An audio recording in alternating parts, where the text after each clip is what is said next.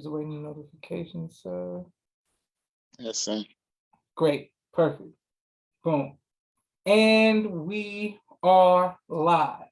I want to thank everyone for tuning in to a very special edition of Off the Record on the People's Podcast this evening. We have an incredible guest with us tonight, one who's going to give us some amazing information as well as inspiration, and that is none other than Brother Gadhaffi Muhammad. Assalamu alaikum, sir. Walaikum salam, Brother Joshua.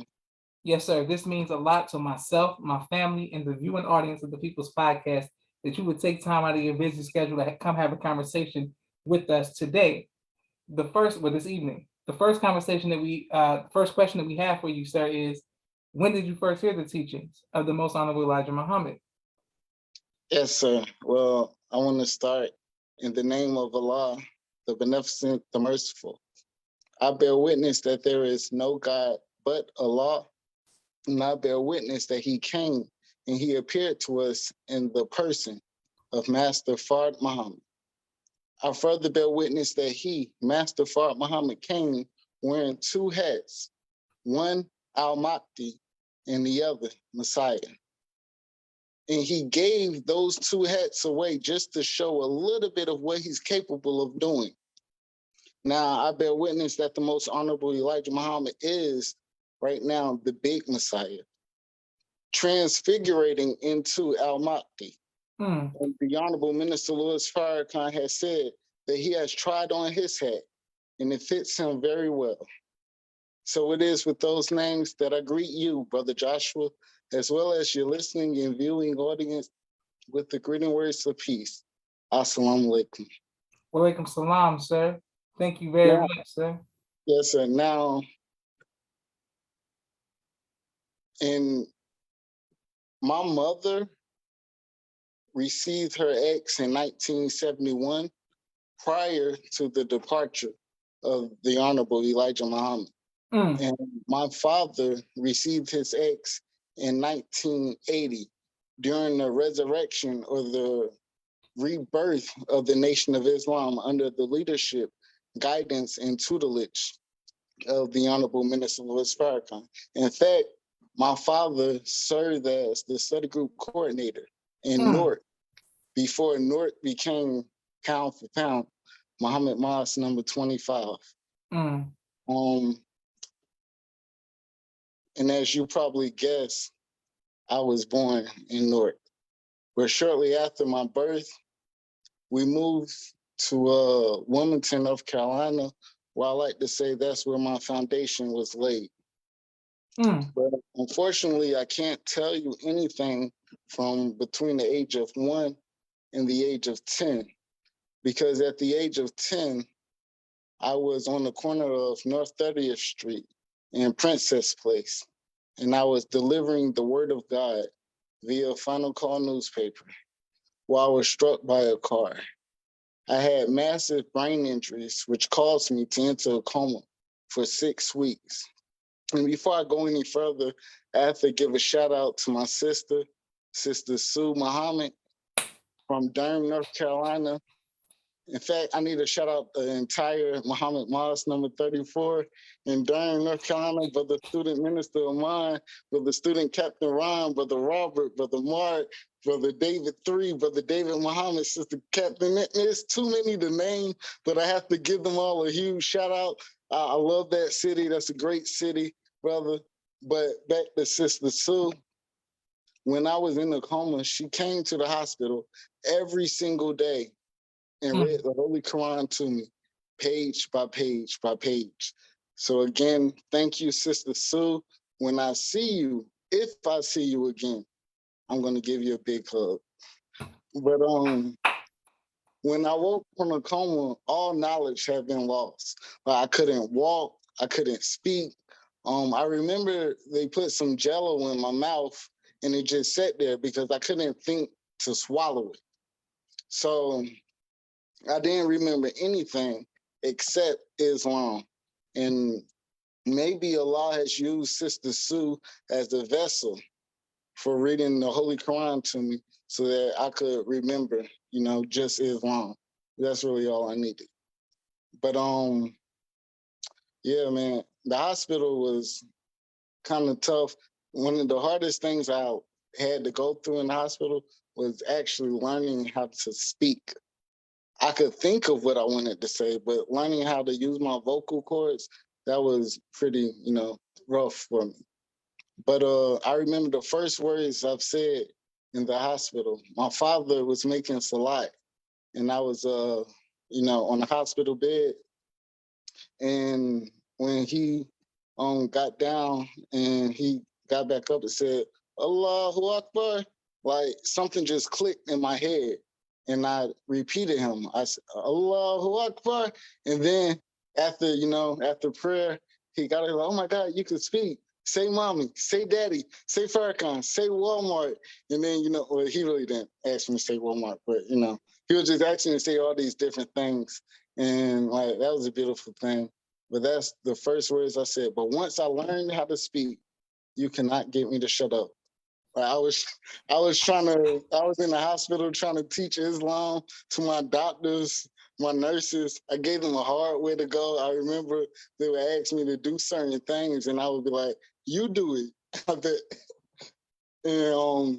But this one particular day, I remember, and when I had to learn how to use my walker, one of the nurses took me outside, and we saw some satellites that was outside. And well, we thought they were satellites, but I asked. She said, "Oh, those just satellites." So so then but as I learned how to speak, I gave them all. He don't need us no more, so they sent me home. Going home, my father was very excited. He had a camcorder, and he recorded the whole scene of everything of me going to the house. And if you have any questions, you can stop me or just ask anything. But when we got home, we had this big, huge party. My grandma, may Allah be pleased with her, from North came down. She baked me a cake. I had all my friends were there. My family was there. Believers from the city was there. We had a great time. I had these jars that people were donating money for the whole time I was in the hospital that they gave me. I had a lot of gifts also, which later on found out that they were Dollar Tree gifts. And I'm not holding anything because when the Believers first started, they're very poor. So, yeah. And man, Wilmington, like I said, was my foundation. That's why I learned all of my lessons. I learned some later on, but that's where, it started for me. But, and I'm skipping over a lot. So after Wilmington, we moved to Durham, North Carolina.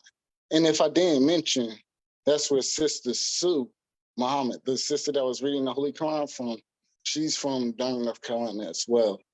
Well, when we moved to Durham, North Carolina, my father served as the study, because we wasn't my status. So it was like a lieutenant or the brother in charge, but he served in Raleigh, North Carolina. As the, and it was just Brother Donnie, who was the study group coordinator, Sister Khadija, who was the sister in charge, and my father, who was the brother in charge, and myself. And that was it. So it was a lot of hard work, a lot of groundwork. But eventually, I believe we petitioned at least 2 times for a number. But within a couple years, we got, a lot of believers out, which is a blessing. I know it was a law. But I hung around Brother Donnie a lot. I guess he wanted to keep me out of trouble, which was a good thing. I helped him out at his school, Torchlight Academy. Yes, sir. And then he would always take me on the road with him when he would go see the minister. And this one particular time, I would never forget this day. I believe we went to Tampa because it was like when Tampa got a number, then they had the Holy Day of Atonement there, and Yes, but we sir. went there, and I was blessed to be on post, but I was on post outside. Now, when I first was given that assignment, I was kind of like, man, they always giving me the sucky assignments. So, but I was on detail, so I was out there, and the brother just told me to look at the top of the buildings to make sure nothing's going on. So when we was out there, I saw those same satellites I saw when I was in the hospital. Mm, Now, my first thought was there are government satellites. So I'm like, man, I gotta sound the alarm. Like they're not gonna get Farrakhan. Like I'm like they're not gonna get us. So I told one of the brothers that was on post with me, and he looked. Sure enough, he went and told another brother. And then next thing now, I hear Allahu Akbar, Allahu Akbar, Takbir, Allahu Akbar, and brothers taking pictures. And then I'm like, what's going on? It was like, those are baby planes. I'm like, mm, whoa! Like my heart just dropped, fell in my mm. stomach. So I'm like, man. So I'm thinking about that the whole time. So it was no doubt in my mind that Master Fard Muhammad was behind me being or coming out of the coma the way I did and being, successful as far as that. So, and again, skipping over a lot. And I believe that's where I will stop. Oh, Excellent. I do want to say this. Now I am in the city of Minneapolis, and I got to give a huge shout out to my big brother, Brother Charles Muhammad here. He's doing a phenomenal job at keeping the ministers, keeping everything alive, and he's a hard worker. And so I just wanted to say that, as well as the rest of the believers here in the city. Beautiful. All praise due to Allah. Yes, sir. And I'm so glad that Allah spared your life at 10 years old and that you have been able to be strong. May Allah continue to bless and heal heal Praise you be to Allah. and Thank you. continue to bless your family, sir. Sister Lawita, since the greetings, Walaikum Salam, ma'am. Thank everyone who continues to like, share, and subscribe to people's podcast. Can't wait to put this on YouTube.